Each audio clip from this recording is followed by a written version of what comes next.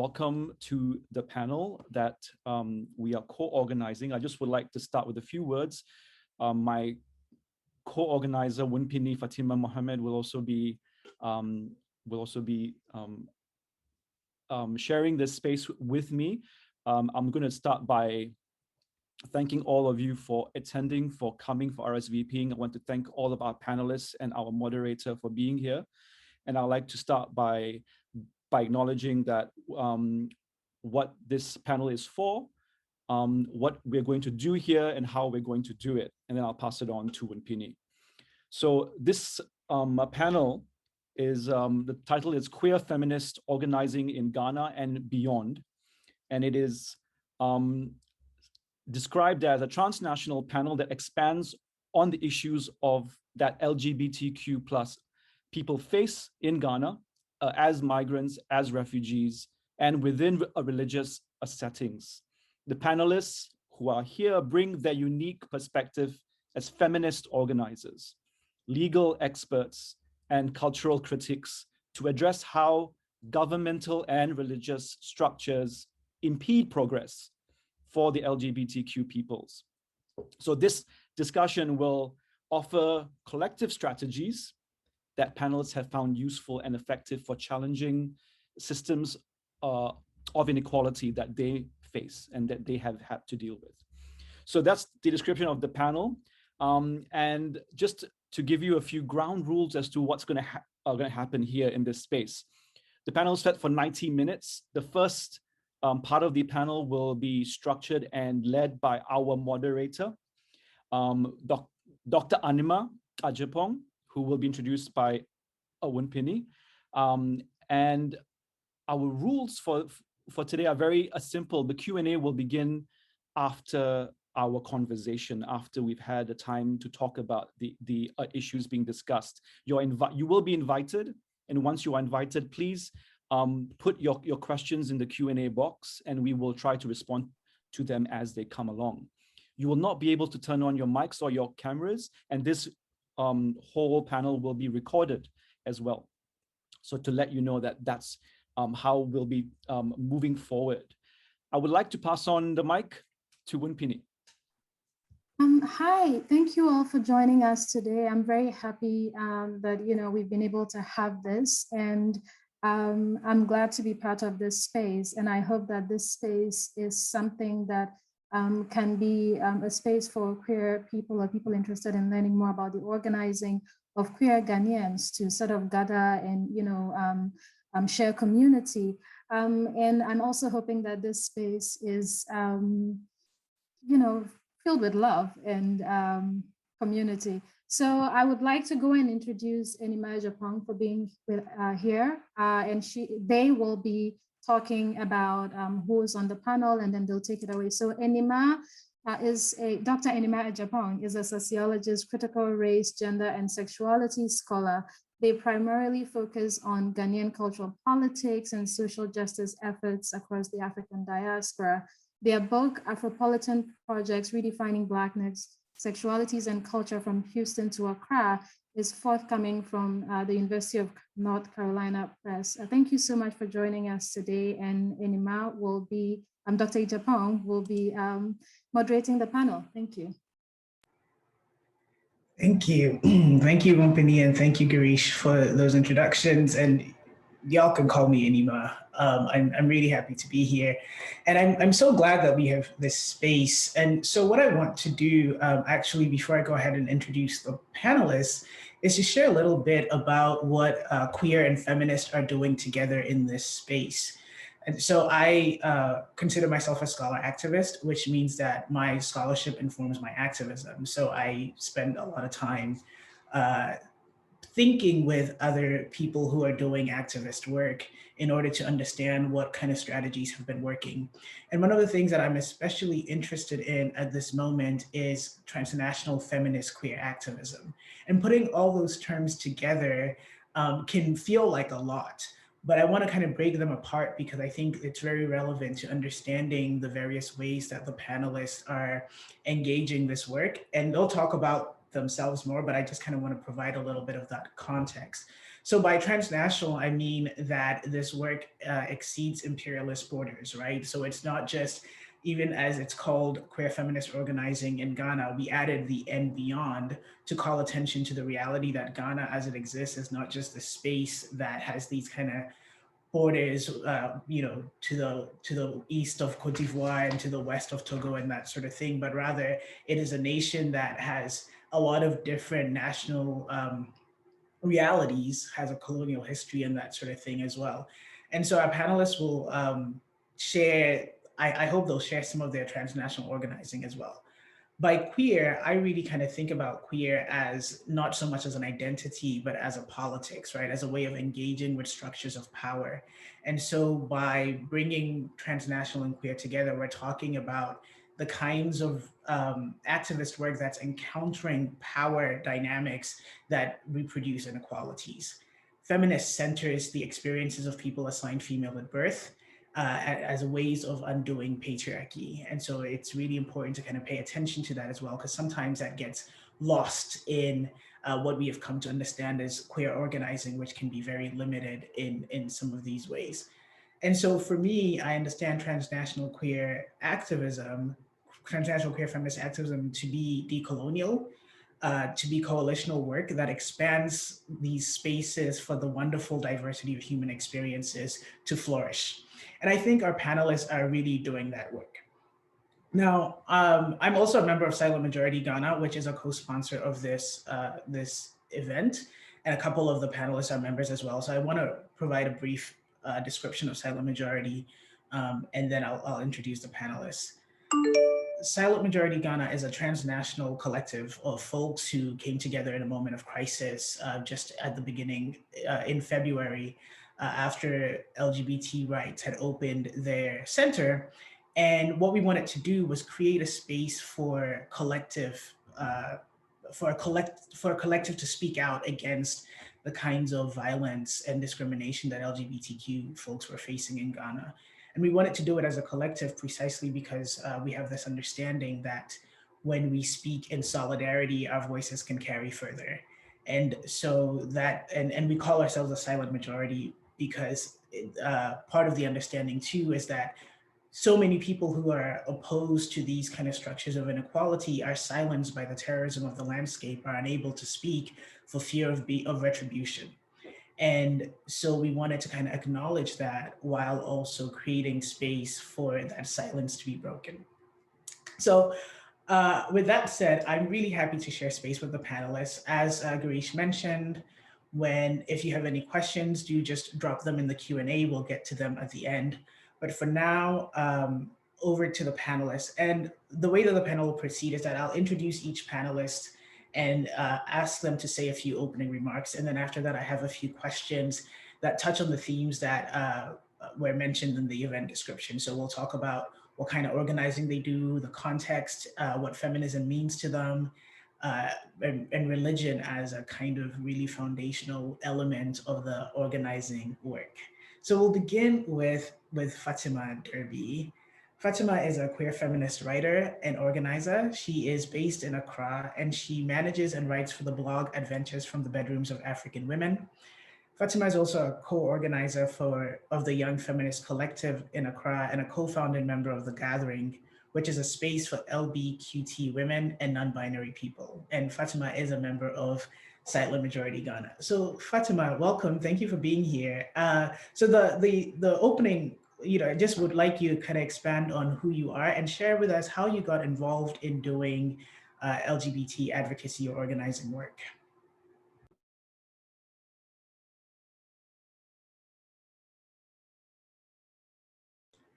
Fatima, you're muted right now. I always do this. Thank you, Anima. Thank you to the organizers of the panel, and thanks for everyone who is here. My name is Fatima Derby. I go by she, they pronouns. I'm based in Accra. I'm a queer feminist writer and organizer. In terms of how I got to be involved in LGBT organizing in Accra, I think for me, I like to think that I'm a pretty young activist, like young in the activism community, right? So for me, I only really even got to be part of the LGBTQI plus community in Ghana in 2018. That was about 3 years ago. I had entered into a workshop, a filmmaking workshop that was basically supposed to train writers and filmmakers on how to tell stories that center LGBTQIA plus people and women. So the workshop was organized by Drama Queens. It was called Queer University. So I applied and I got in. And then when I got in, as part of like the training, there was an opportunity for us to be in like contact with a lot of activists, like feminist activists in Ghana, queer activists. And so for me, that was really where I began to like really understand queerness as a politic, right? So before then, it was just like, you know, this is who you are and, you know, you're just living your life being queer. And for me, I really began to understand like the politics of it. And then it also opened pathways for me to be able to connect with other activists, for me to be involved in organizing work and all of that. And then, so that was in 2018. And then, you know, I just kind of, in the following year, I began to work for Adventures from the Bedrooms of African Women. I had met Nana Dakwa at a lunch thing, and she invited me to, you know, be part of the team. And so part of the work that Adventures does is also like centering African women's sex and sexuality. And obviously, if you're going to be speaking about sex and sexuality, you're also going to have to speak about diverse sexual expressions, gender identities, and all of that. So again, that opened more opportunities for me to learn. And then in 2019 was when I actively started organizing work. So at that time, so before 2019, I was just like, you know, I understood feminist politics, but I did not understand like how do we organize and how do you mobilize people from, or how do you do community mobilization that is informed, you know, by feminist practices. And so I had joined the Young Feminist Collective as a co-organizer. And then me and 3 other women, queer women, Rita Nketiago, Gate, and Sheila Edufuche, we started the gathering because we also realized, specifically for the gathering, realized that there was a huge disconnect between, you know, feminist community and queer community. And then we were like, you know, we need to like be able to merge the two so that people who find themselves at the intersection of queerness and feminism can find a place to like really understand, you know, experiences, unpack certain things and learn. So like really that has been my journey. It's been short, but also very intense, and it's been wonderful. And I'm really excited to be an organizer. I'm excited to be an activist. I find it fulfilling. And I'm also glad to be here. Thank you. Thank you so much, Fatima. There's so much there, and I'm really looking forward to expanding on that in our subsequent conversation. So thank you so much on thinking about bridging that gap between queer and feminist and what the kinds of principles and praxis of organizing from that perspective are. Really looking forward to the conversation.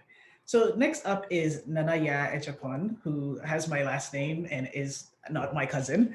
Anima uses she, her pronouns. She's a Ghanaian feminist who is imagining a collective right to joy. She was born and raised in Ghana and lives in Accra, where she works as a communications and gender practitioner in agricultural and rural development. Anima loves to travel and her cat, Winston. And she is also a member of Silent Majority Ghana. So Anima, thank you so much for being here. And yeah, if you can share with us similarly how you got started and what feminist organizing means to you. Yeah, thank you so much, Anima. And hello to everybody who's joining us. Thank you so much for joining us. I'm really happy to be here. For me, Fatima describes her journey as being young. I would consider mine even younger. And that's because I approached I can't even call it organizing, but I approached just being as common sense. And that was because my entry into feminism was through bell hooks. So I was in university, somebody looked at me and told me, oh, you behave like a feminist, right? And I'd heard this word, but I'd never intentionally paid attention to it.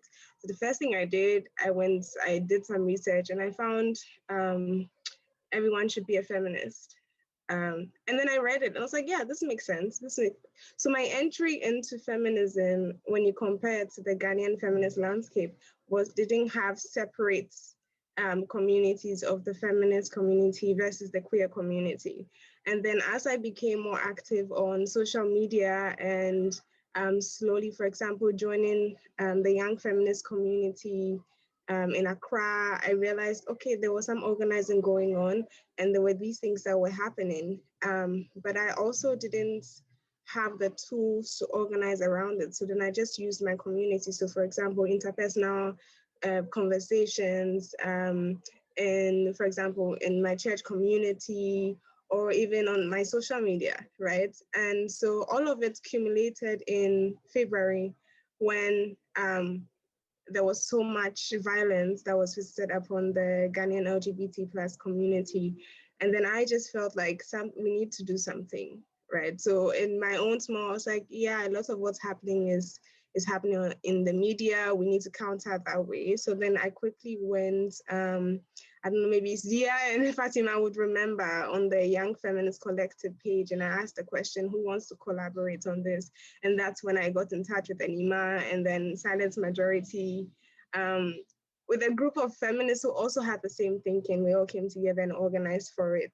So I wouldn't say that I've been officially organizing on queer feminist politics for long, or I don't identify as I don't think I'm an organizer, to be quite honest. But I just think that anybody who calls themselves a feminist, or even believes themselves to be a decent human being, there are some requirements. And so for me, it's just unthinkable. And if something is wrong, we should do something to fix it. That's always been how I was raised and how I approach life. And so, yeah, that's been my introduction into feminist organizing, which is why I'm super excited to be here, because then I get to learn so much from people who have been doing this for a long time. Yeah, thank you. Thank you. And I appreciate that so much. The kind of what you said reminded me of a quote I came across recently, and I can't remember the source, of how for so many people of color, women of color in particular, their feminism comes from workspaces, right? Not from this kind of like private imagining, but really from doing the work. And you really kind of map that out in terms of someone saying, oh, you sound like a feminist. And then you have to then go and excavate and see, what does that mean? And what does that look like for me? And in that process, learning the principles and finding community, which is a really great way of being able to amplify that. So thank you, Naya. Looking forward to more from you as well. Next up, we have Zia Mudassir. Zia uses they, them pronouns as a non-binary software engineer whose interests lie in societal computing. They are also passionate about anarcho-communism and LGBT rights advocacy in Ghana. So Zia, welcome and thanks for being here. My first question for you is, what is anarcho-communism? I said feminism, I'm sorry. What is anarcho-communism? And if you can also share with us how you got kind of involved in this work. Okay. Hi, everyone. I'm Zia. Okay, so anarcho-communism has common politics, like communism, basically believing that the state is harmful and egalitarian. So the difference is just that in anarcho-communism, we believe that the state is harmful and unequivocally needs to be destroyed. No one at a time. Everything needs to go. People need to be able to pick things they want to do to satisfy their own needs. So abolishing the labor wage, abolishing personal ownership of property and production. Yeah, basically that's anarcho-communism. And it is very much tied into my, I'll say feminist journey, because 2015, when I started college, was when I realized that even when we say feminism is to fight for women or assigned female at birth people the option to be able to live a less or non-oppressed life, I realized being in that group, because I was assigned female at birth, and by then I was a non-binary, I still faced marginalization with this set of people that were supposed to be saved. Being someone from a religious Muslim background, people always look down at you as super oppressed. Like, you're a feminist, why are you Muslim? Why are you Muslim? Why are you wearing a hijab? Why are you doing this? You should be smarter than that. You don't have to be a feminist to be, like, you don't have to be Muslim. you're feminist. Then also came with mental health, like the marginalization of people with mental health disorder. So people always came at a layered approach. It's always, let's handle this and wait later to handle this. It's more like people can't put their oppressions on hold for you to say, let's finish with cis women, now come queer women, now come trans women, now come disabled bodies. So even with, I'll reiterate what Anima said, most of my activism is academic based because like I use tech for accessibility, like providing accessibility in tech and writing more about how technology is impacting and being used in society, which is what societal computing basically is. It's acknowledging how the ethics of technology that is being made and designed is affecting communities. And most often these things are done with the global north in mind, without the global south. People make decisions. So I really want the voices of the global south, which is why anarcho-communism right now is what I really resonate with, because when we ban state nations without borders, without boundaries and borders, these things make it easier for people to be able to live. Like people don't have to be forcefully partaking in industries where they have no passion, let alone even the technical know-how, but because they have to survive, they just stick with it. So feminism for me right now, I wouldn't say in Africa, in Ghana specifically, I wouldn't really say I am happy with where it is. And I'm glad now with the state sanctioned homophobia that's been happening from February, we get to bring it out to the light that these people cannot afford to wait their turn, because no one has to have a turn. Goes, everyone gets freed at the same time, because which criteria and which value system are we going to go by? It's your turn first, and after that, it's your turn, because we do not believe in oppression Olympics. And if you are doing oppression Olympics, then how are you measuring other people's Olympics? I also don't call myself an organizer. I feel more like chaos maker. People always say I make chaos. So when I came online and I met Wimpany, I remember the first time finding her Twitter handle was difficult northerner, and I felt so seen, because always people were like, why are you so difficult? Why are you so angry? And I'm like, sorry, I can't afford not to be angry, because this is my life experience. This is my life on the line. So yeah, I really would like us to center more disabled people, LGBT people in our community, our talking and our gathering and activism more often. That is where my activism lies. Sorry, I'm rambling. No, thank you so much. There were so many great things you said there, Zia. I'm especially thinking about chaos making, right? What does it mean to make chaos? And in a world that's already chaotic, how do some people get created as the problem? So whether it's chaos or organizing, we have some tensions on the panel in that regard. But I think one of the things that you really kind of bring out is how the work you're doing is so queer in terms of bringing so many different strands that don't necessarily in a kind of normative imagination connect, and the underlying feminism of all that. Our last panelist is El Farouk Kaki. El Farouk is a human rights and social justice advocate and refugee lawyer. He is the founder of Salam Queer Muslim Community and co-founder of and imam of El Tawid Juma Circle. Al Farouk spearheaded the presentation of SOGIH, which is sexual orientation, gender identity, expression, and gender, and HIV status-based refugee claims. And he's also a public and media speaker on issues including Islam, LGBTIQ and human rights, refugee, race, politics, and HIV. And he's just done a lot of stuff. So I'm really excited to have Al Farouk here. And I should have mentioned, I think I did, but the other three panelists are based in Ghana and El Farouk is based in Canada. And I think that matters for how expansive our conversation is. So thank you, El Farouk, for joining us. And if you can also share with us your journey on this and how you kind of got involved. Thank you. I think location is important because it also speaks to privilege and how we can leverage privilege as well, trans globally, internationally. I agreed to go last. I was suggested that I go last. I thought it would put me in an easier position. It has not.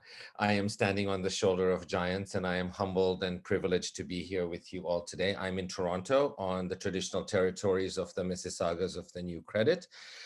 When we speak of decolonizing, we need to speak of it globally. And so here we sit, and the truism is that we acknowledge that it's somebody else's land that has not been properly negotiated, and yet we don't give it back. And so we acknowledge that we are thieves, and yet we continue to be thieves in this process, right? And that's also part of all of this. How do I come to my organizing? I consider myself a spiritual activist.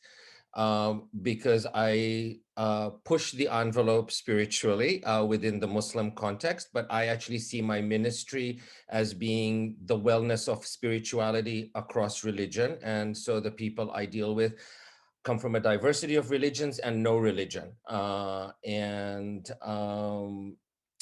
my spirituality is lodged and affects my activism and my feminism and how I come to it. So how do I come to it? I'm a brown man from Black East Africa on Turtle Island, North America. My first activism, I come to my activism, I think honestly, because my father was involved in independence movement in Tanzania. And then we had one-party democracy. And so we had to leave after we got independence, a place that we thought we were never going to leave. So we arrive in Vancouver in Canada some years later after a pit stop in England, because that's where all the colonial folks usually back in the 70s ended up. I'm a little bit older than some of you. And I start doing work. My father starts getting involved in the larger Muslim community and doing anti-racism work and interfaith work. And this is where I start getting involved.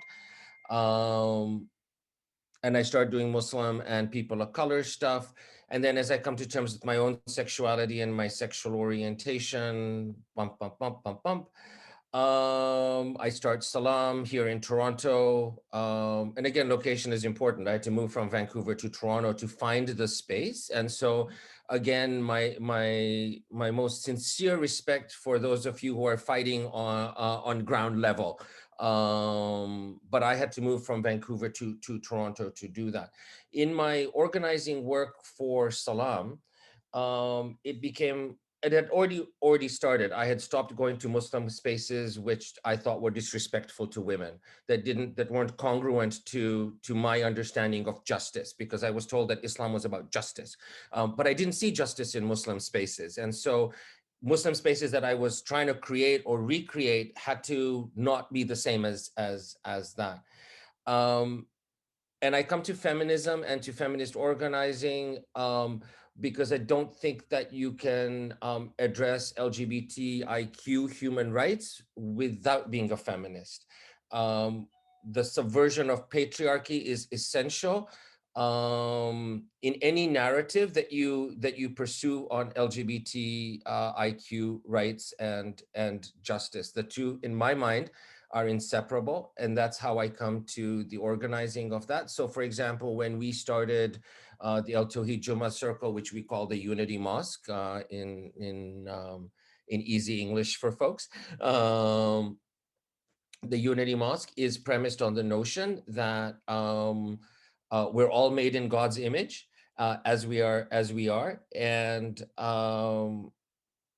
we're a gender equal space, which means that people of any gender or no gender are able to give the call to prayer, to give the sermon, to lead the prayer, and so on and so forth.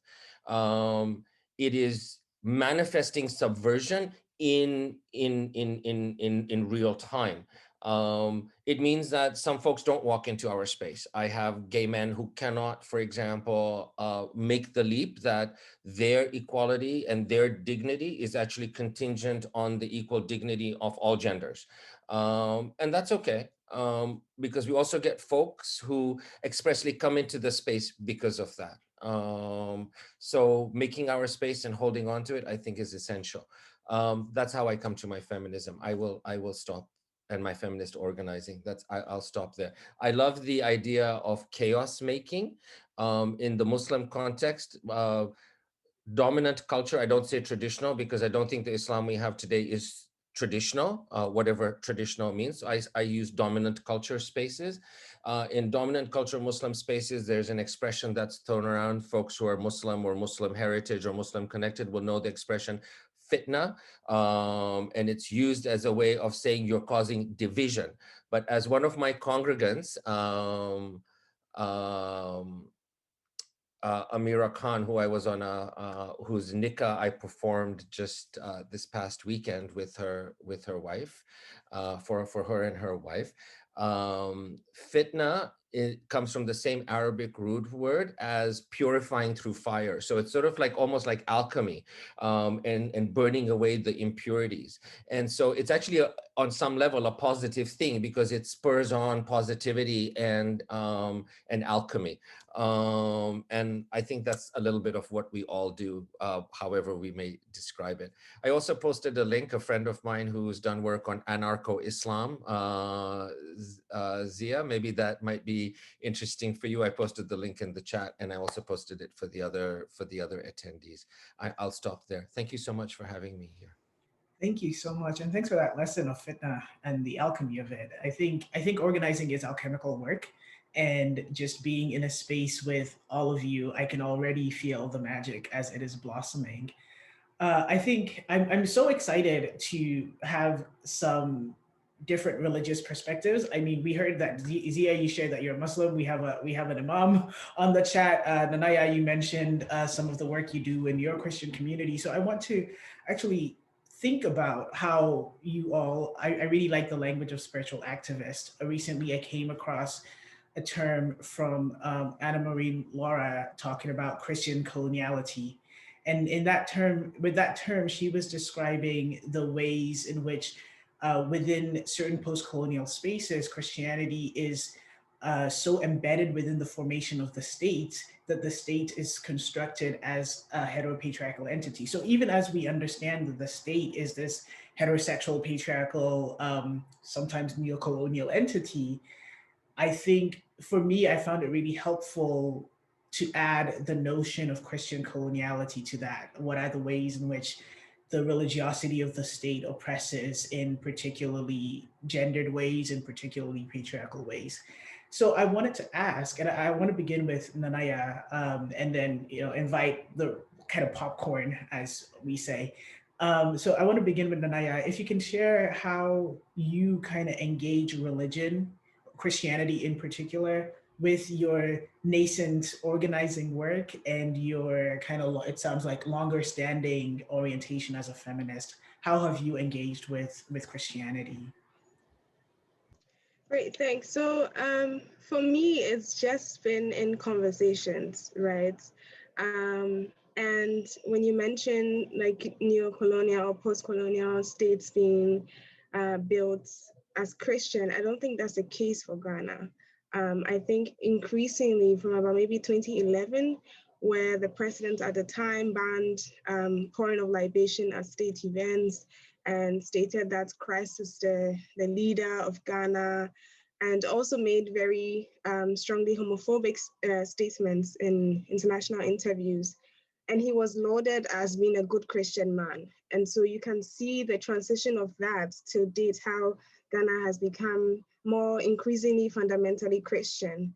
But in that space, I think for me, it was recognizing that I do have immense privilege as somebody who was born and raised in the church, as somebody whose family, I mean, my family is 3 generations into church activity. And that's spanning the Methodist Church and even the Apostolic Church in Ghana. So that's immense privilege. And yes, I'm a woman in Ghana, and that has some elements of oppression when it comes to religious spaces, but I also have a lot of privilege in that way.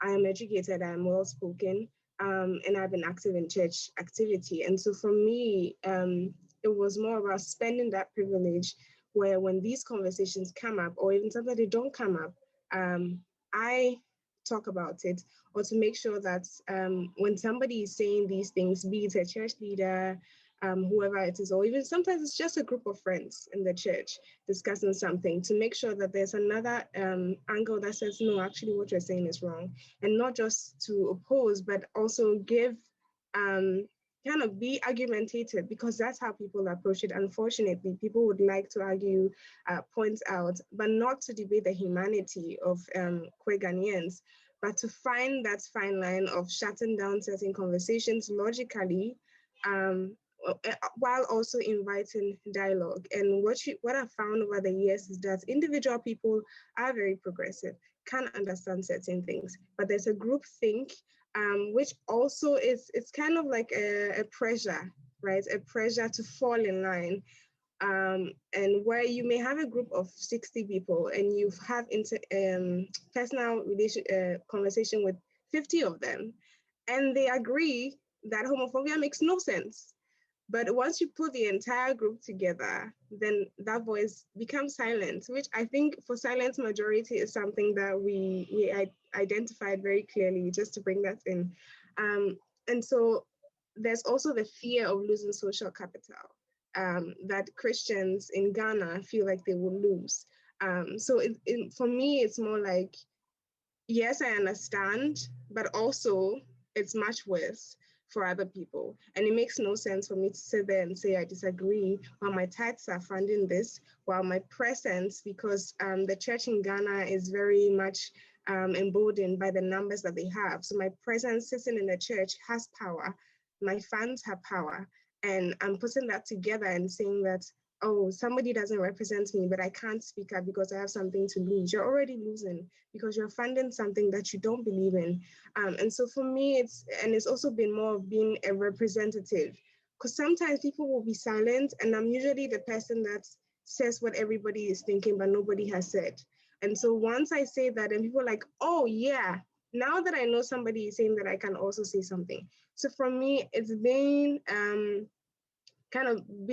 taking the discomfort of being the first mover in these contexts for the church. And that's been it so far. When it comes to structural power in the church, I don't have that because I'm not a member of the clergy. I don't determine how things go, but I think that there's also power in numbers. And that's where my push more is more, if more individuals say something, if more individuals say that, then that becomes a power, because if you're not doing that, then they're using your power. You have power regardless, but then other people are misrepresenting your power and they're using it for good, against good, right? I don't know if that really answers your question. I went on a bit of a ramble there. Yeah, but for me, that's conversation is how I have moved over the years. No, thank you so much for that. I think one of the things you really kind of highlight for us is the power of informal conversation. Sometimes I think it can be overwhelming because, people think, oh, you have to be part of some big organization or you have to be this great big group. But as you say, just the power of just chatting with people and finding ways to invite people to ask questions and to engage while, as you very clearly put it, not debating the humanity of queer people is absolutely important. Because sometimes for some people, these conversations are just a kind of intellectual exercise. And at the same time, these are people's lives. I want to turn it over to Fatima to find out how, if at all, you engage religion in your feminist activism as well. So for me, I don't engage religion. I actively, deliberately try to avoid it. That's my strategy. I don't talk about it. I pretend it's not there.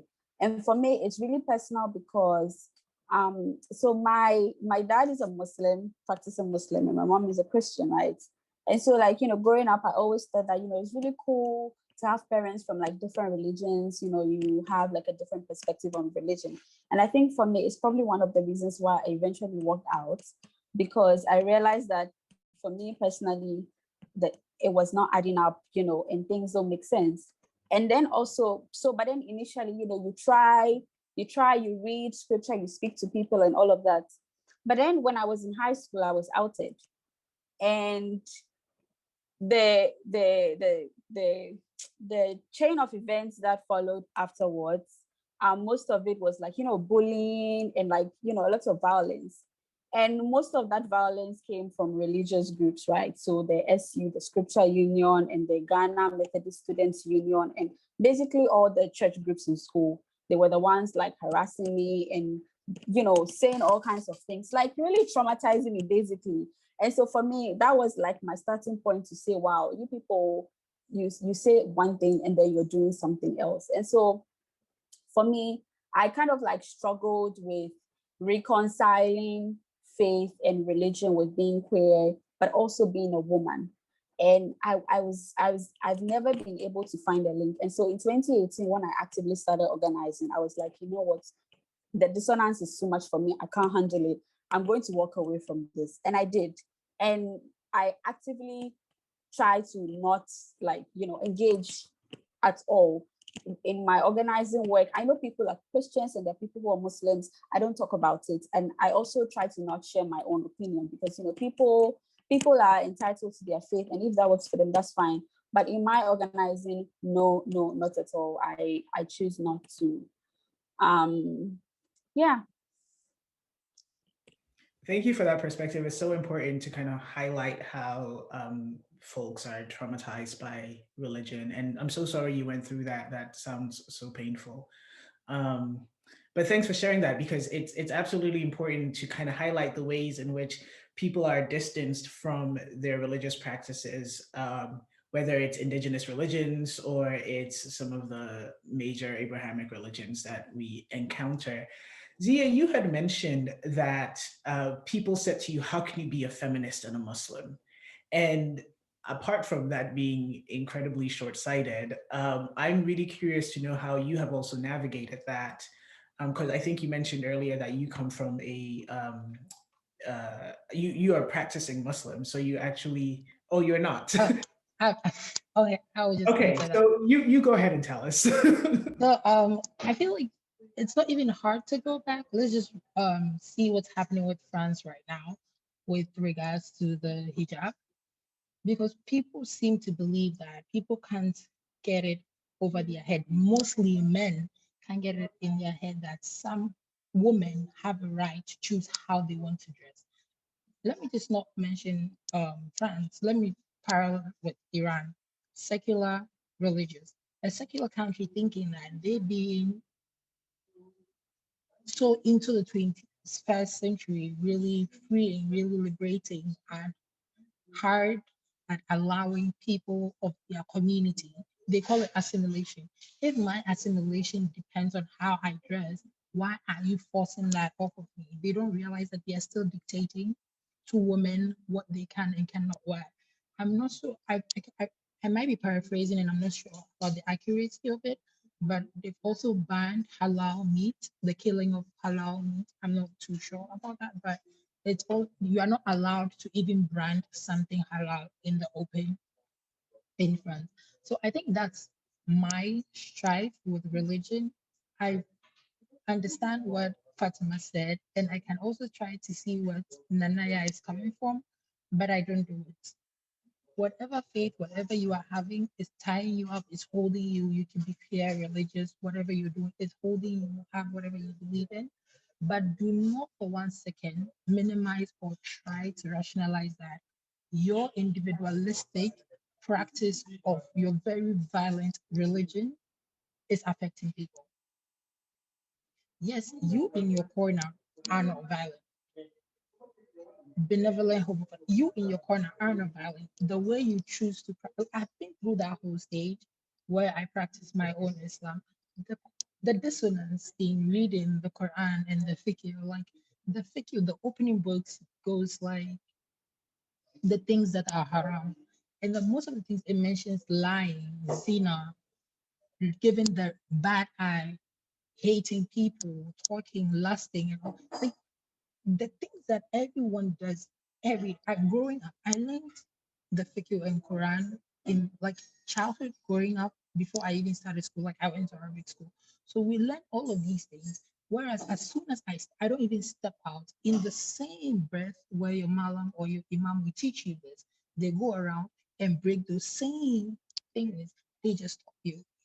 But they want to have this moral superiority when they come out talking about to hold the moral of the societal fabric. I'm like, you can't even hold the fabric of your pants with the morality you have. Let's not. The amount of morality you are having would not even be able to hold a curtain in place. But religion always, my fear has always been with religion, being out. Like, if I ever come out, if I'm ever found, it's my fear, not with my creator or anything, but the harm and the violence that I will face from religious people. And I would want to use this to reiterate again. Yes, your personal individual religion or how you practice it doesn't hurt other people or might not want to hurt other people, but you need to know that collectively, the people with power right now, your church, your mosque, as an entity that's acknowledged globally, is harmful and is used to weaponize to hurt certain, not just queer people, just like the mosque is used to weaponize and hurt women. Then I hear other women go like, oh, Islam is the most feminist religion. It respects women so much.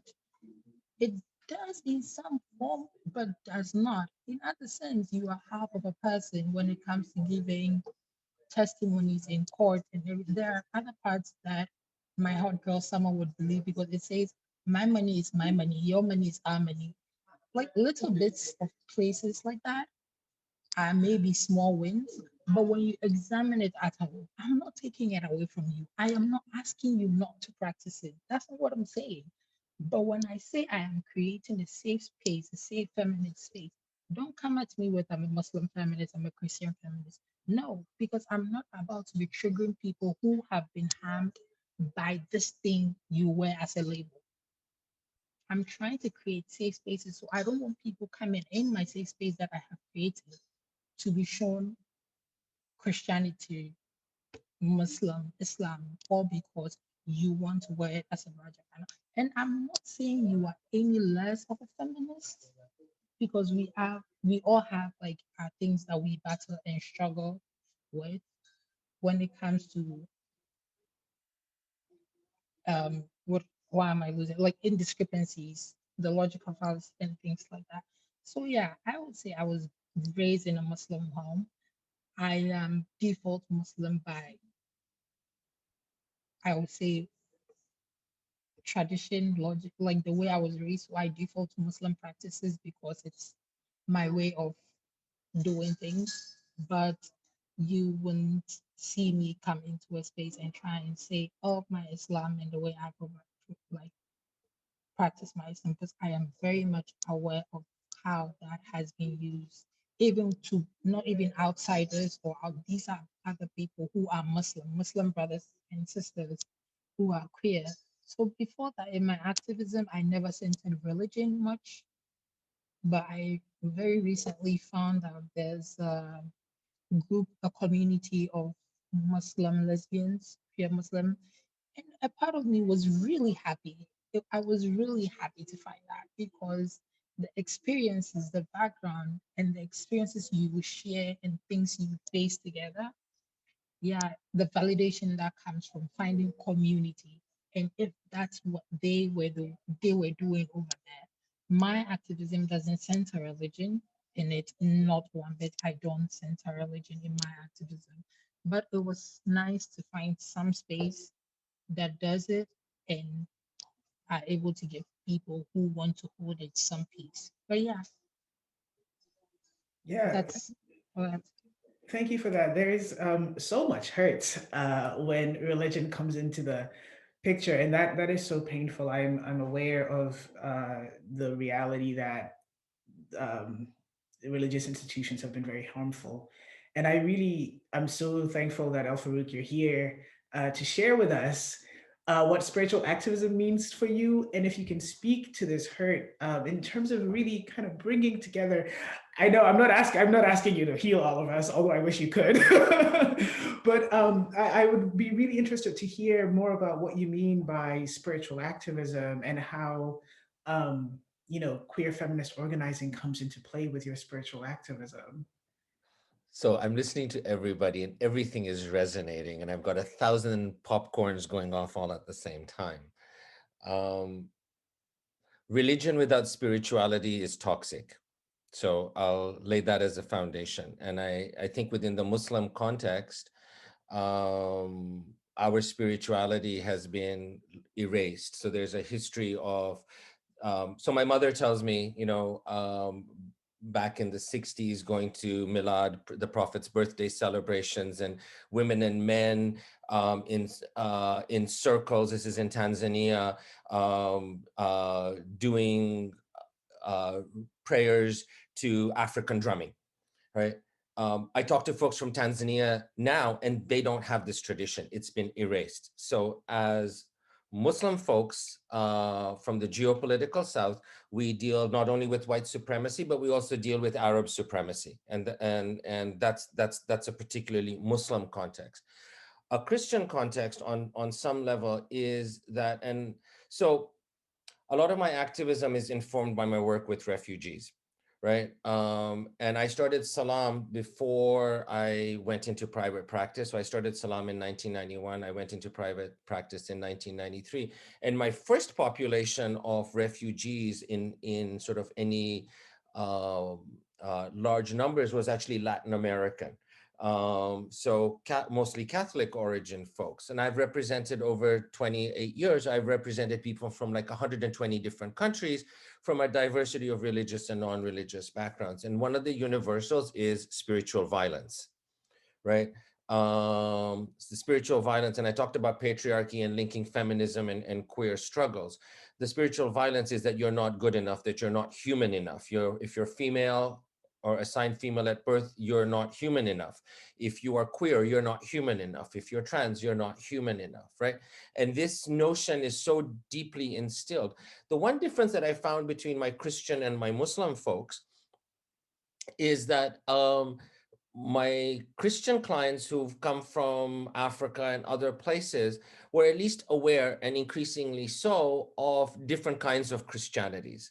So for example, at the Unity Mosque, when we begin our service, we always point out that Islam is not a monolith, and it never has been. And the notion that there is a singular, ahistorical, acultural, global singular Islam is a lie. It is a historical, anthropological, political, social lie. And yet this is something that we're all fed with, right? And so on. Some of you talked about allies and talking one-on-one. That's a great way, but we also have this notion. What I've experienced here are what I call sometimes bad allies, because in private, they will tell you that they're with us, but in public, we're alone. So when Troy and I celebrated our walima in Toronto, we had 4 ceremonies, wedding ceremonies, and our nikah was actually done in Cape Town in South Africa. And then a friend of mine said, well, you're not married. It doesn't matter how many ceremonies you have until you feed people. That's a Western thing. You can have your ceremonies, but for us, you have to feed people in order to be accepted as married. So we had to have a party here and so on and so forth. I invited folks that I knew. I invited other imams and so on and so forth who came, but publicly they won't make that declaration because they also have social face, and they also face backlash and so on and so forth. So we have to, so part of my activism is how do we subvert from within? And my location is very different. I am a cisgendered man, and I have those privileges of being cis and of being male, and I am in North America, and there's a whole different sort of context there. So I understand when folks say, I don't want to bring religion in because we don't have the tools and we don't have the the resources to be able to counter those forces. And I would actually say that sometimes taking on religion can actually be more harmful because of the vested interest. Religion is about power play, right? So for example, the Unity Mosque says that we have a notion of shared authority. So for example, every Friday, it's a different person giving the sermon. It's a different person leading the prayer. So you decentralize. For those of you who grew up Muslim, if you would go to the mosque and or to a gathering, and somebody would get up there and start speaking most likely in Arabic, something that most people didn't understand, it automatically raises and elevates them above everybody else, and then they look down and they talk down to you. So by taking these words and these expressions and making them accessible to everybody, decentralizes and undermines that authority. It's a little bit anarchist in its framing. It's the notion that Allah created everybody in God's image, and God in the Quran says, "I am closer to you than your own jugular vein." And part of my ministry and my theology is that means that God has the exact same relationship with each and every single one of us, no matter who or what we are, and no matter what relationship we have with our Creator, or how we conceive that. So to me, that's a great equalizer. And so this is how I sort of begin this notion of deconstructing hierarchy within the religious context. But again, I also acknowledge that I'm in North America, where Muslims make up 2 to 5% of the population. It's very different when you're dealing in other parts of the world. And the struggle is long, but this whole notion of spiritual violence and how deeply vested and rooted it is, and how violence against our bodies and our spiritualities is furthered, perpetuated, and justified in the name of some God by usually some man, but not always a man. I'll stop there. Yes, thank you. One of the things that I really heard from you was this idea that as people, we cannot allow these kind of dominant powers to take our spirituality away from us, because spirituality is, it manifests in different ways. And so it's just something that we all have a right to access, however we're able to do that. If I can just sort of add to that, sort of in the Muslim context, I mean, I think one of the we share the notions of colonialism, and then the post-colonial narrative, particularly in places like Africa and so on and so forth. Muslims also deal with oil and the coming of oil, and how I always say that oil contaminates our environment, but it has also contaminated Muslim spirituality, because what it has done is that particular brand of Islam has removed spirituality and made Islam just a checklist of do's and don'ts. It has taken the fun out of fundamentalism. It has taken the joy out of our celebrations. And that's why I think that religion, and particularly Islam, has become toxic over the last number of decades, particularly with the advent and proliferation of oil money within Muslim communities globally. Yeah, that also sounds like an encounter with capitalism. So I want to start inviting our audience to put questions into the Q&A. And as you all are doing that for audience members, and thank you for being here. It's super weird that we can't see you and laugh with you and experience your reactions. But as audience members start to kind of prepare their questions, I have one more question for you all, which is kind of a two-part, because I need to sneak this part in. So it's the first part of the question is a question of collaborations. In what ways have you all, if you have at all, so just answer it if you have, what kind of cross-national, transnational collaborations have you been involved in? And what strategies have you found to be very effective for your work? I think one of the things that was so wonderful is that we have these long-standing activists, and we have folks who are just kind of new to this. And I think it's really wonderful, because it's a reminder that wherever you are, whenever you are, you can come into this, because the work is the work of liberation. I think it was Nanaya who said, it just makes common sense to it's a measure of what kind of human you want to be, what kind of world you want to create. And I think that's a really wonderful invitation. So what kind of transnational collaborations have you all been involved in? And what kind of strategies have been especially effective for you in the work that you're doing? And this is, I'm just going to open it up. Whoever wants to go first, please go ahead.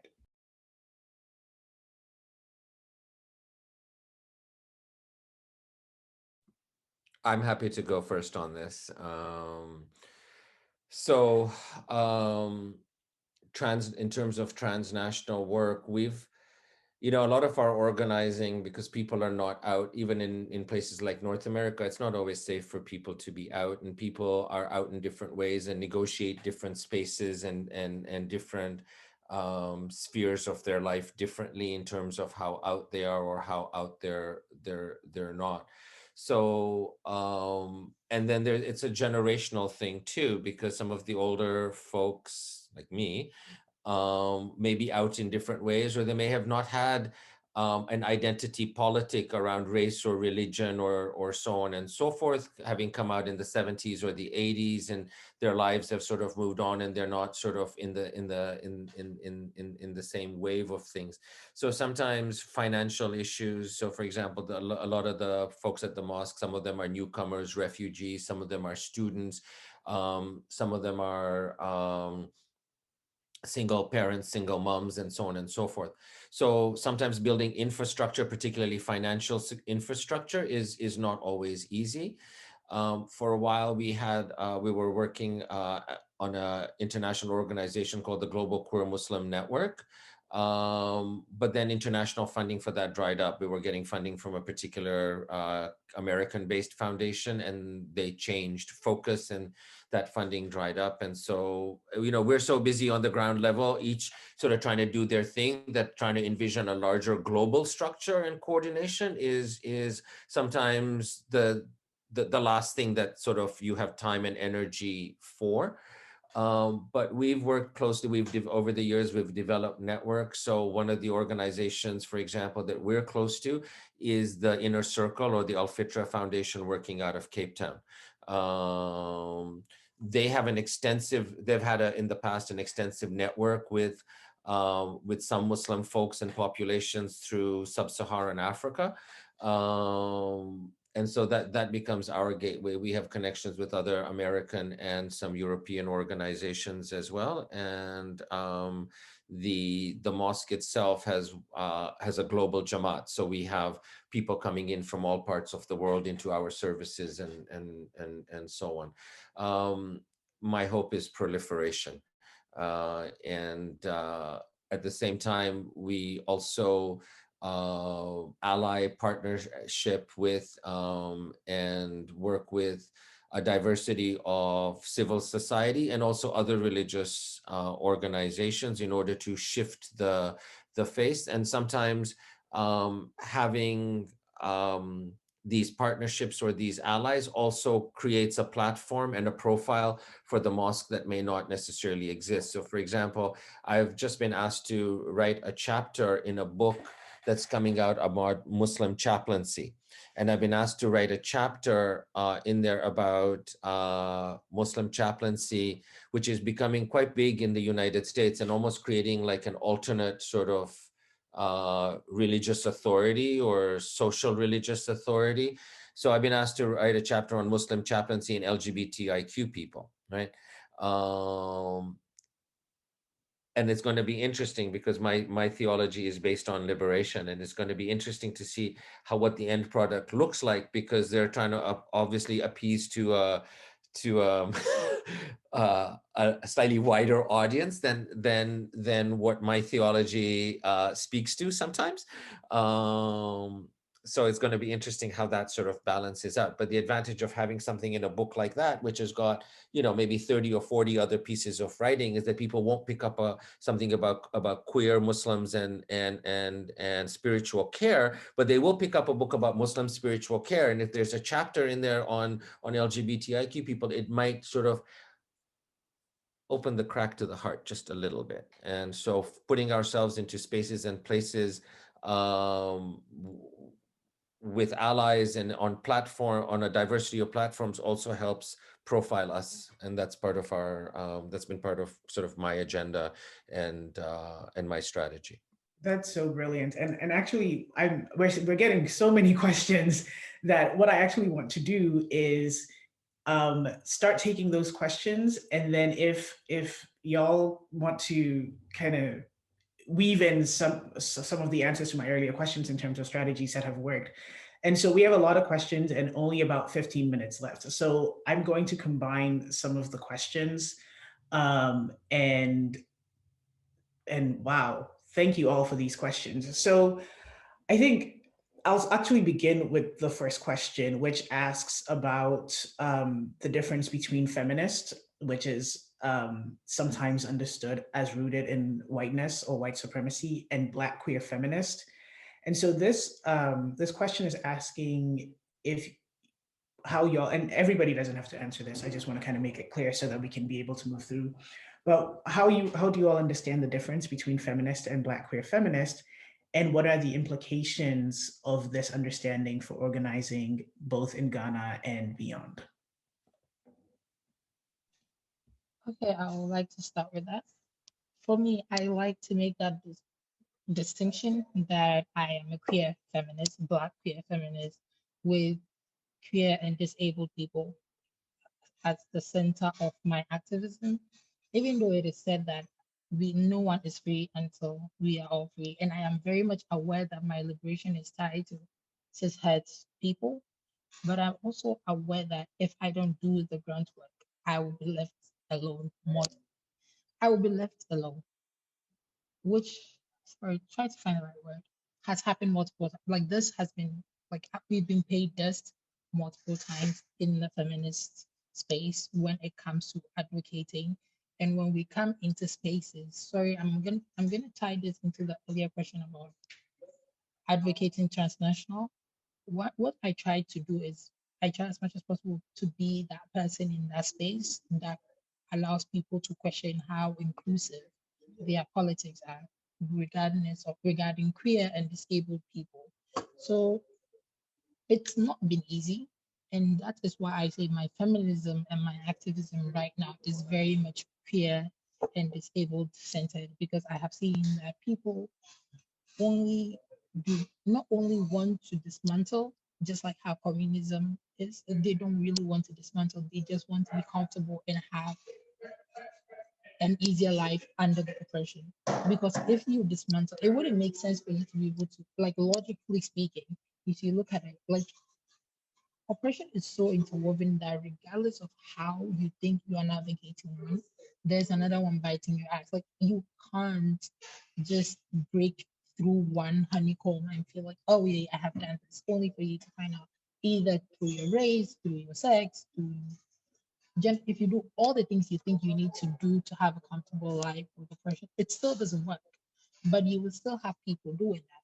So I have realized that I do it for the gays, the days, that's it, and the disabled people. So I am very much, and I don't care whatever people say, I am not here for cishet women. I am not here for cishet men. I am not here for white people. I am here for Black people.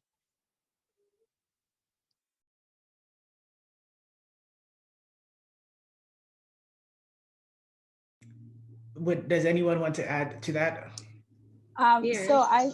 Oh, sorry, Nanaya, please go. Okay, thanks. What I wanted to say was, to me, I see it as reclamation, because when you look at the history of feminism, all of these elements were there. There were Black queer women who founded it. And so white feminism in many ways is a vulture. And so it's a bit annoying to see feminism mainstream being in white feminism, but I think it's important because then it's a call for us to always remember, think about the most marginalized people and then center them. And that's what this feminism is about.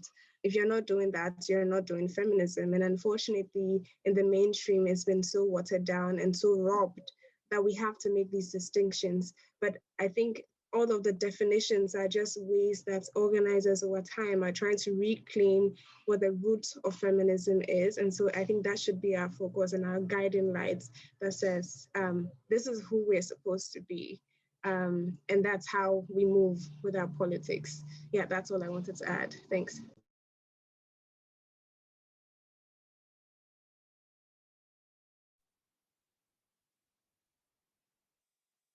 Okay, so I was going to add and say that for me, the distinction is not even so much of saying I'm a Black queer feminist, as like, for me, I like to be very specific, to call myself a Black, a queer African feminist, because for me, I also find that Blackness is broad, like it's really broad, right?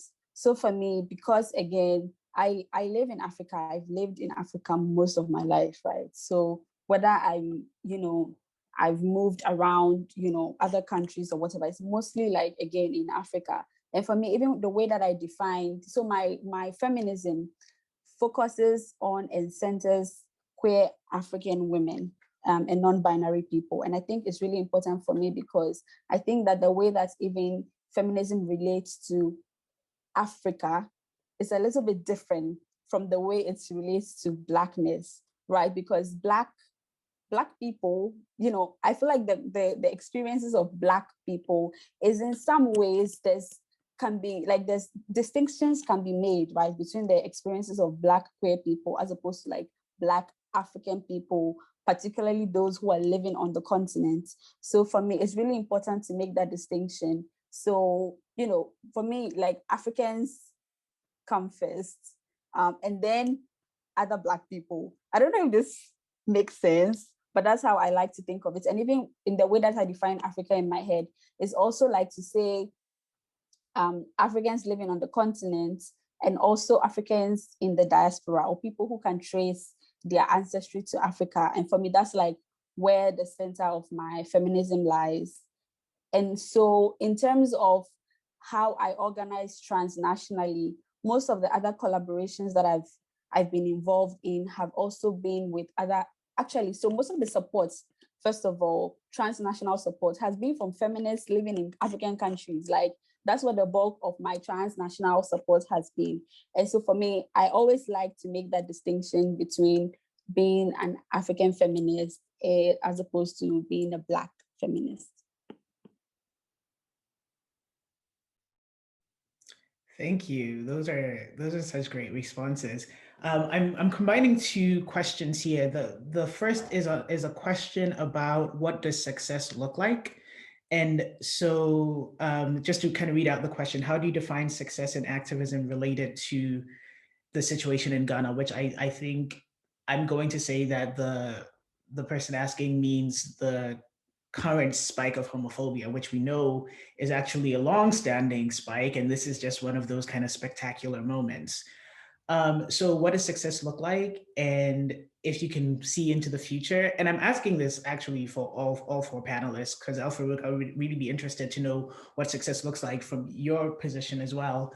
What do you see the impact of your activism in 5 years? And the second question is, in what ways might human rights framework be useful or not useful for the kind of queer feminist organizing that you all are involved in? So just kind of combining those.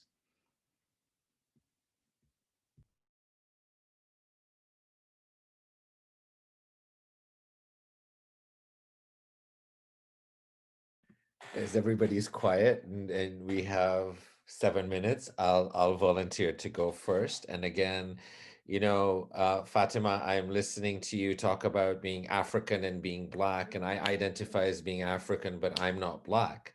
My family's been in Africa since 1850s. I'm always South Asian by other folk, and I've never been to South Asia. And my family was part of the independence movement. We never thought we were going to leave Africa until we had to leave Africa. So there's always this sort of this, when I landed in South Africa, for me as a diasporic African, I cried. I'd never been to South Africa before, but it was the only, when I go to Tanzania or Kenya, where my family's still in, I still have family in Kenya, my husband and I have to lie about who we are and our relationship. And he's Black Nova Scotian, so he's descended from folks who were enslaved and United Empire loyalists and Native Canadians, and he's also got European heritage. So people look at us, and these are not two kinds of people who would normally be seen socializing in that way. And we have to lie not to my family, but we have to lie to everybody around, including people around my family, in order to also keep them safe and so on and so forth. What would I like in 5 years? What would I like to see as a success? I don't want to point to South Africa as a success story because it's got a long way to run, a long way to go. But at least when I go to South Africa, I can stand with my husband in the same immigration lineup and not have to lie about my relationship with my husband. In terms of my and that's just a very personal sort of thing when I go into, but in terms of an organizational level or on a larger level, I want people to know that I think success is where people know that they have dignity no matter what, no matter who they are, no matter what they are, that they have spaces, whether they're religious or spiritual spaces or not, that they have space where they can be safe and where they can be affirmed in the fullness of their humanity. And for me, that's where the first success is going to have to start. The larger success is to dismantle the apparatus of the state and of religion that continues to dehumanize us and to control our bodies and our spirits. That's a much longer than 5 years, but in 5 years, what I want to see is I want to see that people can have space and have resources where they can be affirmed and know that they are worthy because they are, period. Okay, I'll say success for me would have been, if you had asked me this question in January, success for me would have been the safe house we had that was gone. I'm not gonna lie, lately, like, yeah, we've been active, we've been organizing here and there, we've been quenching our fire, putting out fires. I would rather there not have to be fires to put out for us to say this was a success that we put out this fire. Currently, success is very hard for me to visualize right now. Like, the success I want to see is us being able to have safe houses to hold people whose parents or family members are antagonizing towards them. Right now, we kind of had some success with the bullying, and I would even call it bullying, with the hate crime that happens in boarding schools and other places amongst young queer people, but towards young queer people. But right now, with the state-backed homophobia, the church, the mosque, and everywhere, it is really, really hard right now to imagine what success would look like in this. Right now, there's only quenching our fires and not really success like to be really measured or seen. So yeah, currently, I don't think I even know what success looks like for me. For me, I would say that in the short term, success looks like finally having legislation and policy that protects queer and trans Ghanaians from violence. So whereby if somebody perpetuates like acts of homophobic or transphobic violence against a queer person, you know, there's going to be repercussions for that. So for me, short-term success is going to be that, and which would translate into social and legal protections for queer and trans Ghanaians, whereby, you know, we're able to live a life of dignity and just be able to exist as we are in public spaces without fear or without feeling threatened. And for me, long-term success is going to see that the structures that perpetuate homophobia and transphobia are completely dissolved and abolished.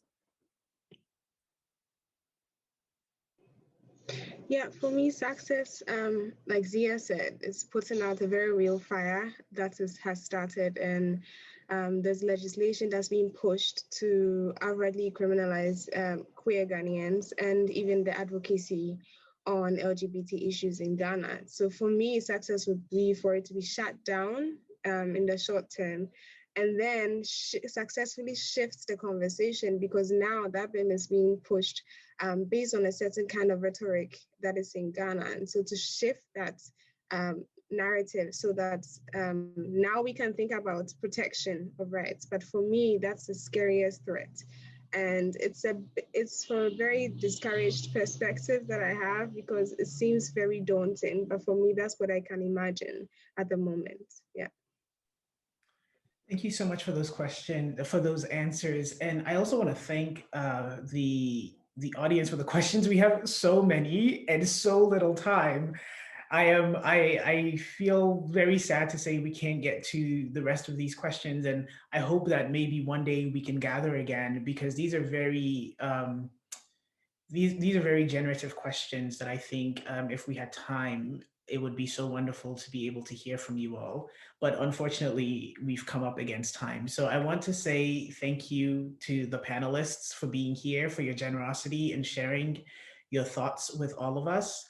And I also want to thank, there were some sponsors for this event that I'm really thankful for.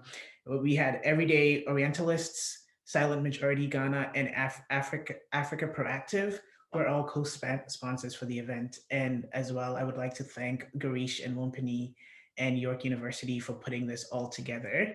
I learned a lot. I hope folks also learned a lot too. I think I'm going to pass it over to Garish now to wrap us up, although we are done. So thank you everyone for being here. I just wanted to say thank you to all our panelists. This has been a really rich discussion, and one that I think has come out of a place of love. And I'd like to have Awunpini give the final words before we close. Okay, thank you all for such an illuminating conversation. I feel like this is one of the panels that I have learned so much more about my religion from, and I was really looking forward to this. And Zia and Elfaro did a good job of, covering that. Fatima also shared their perspectives on the way that religion has been violent to queer people in Ghana and everywhere else. And Nanaya, thank you so much for sharing your experiences in the church, and also for speaking up about the way that the state, and tracing the histories to President Atta Mills's activities during his tenure as president. You really gave us a lot of context and a lot of things to think about. I am so grateful to be part of this community, and thank you all so much for joining us. I guess we'll just end it now. Thank you. Thank you, everyone. Have a nice evening, day, wherever you are. Bye. Y'all awesome. Thank you so much.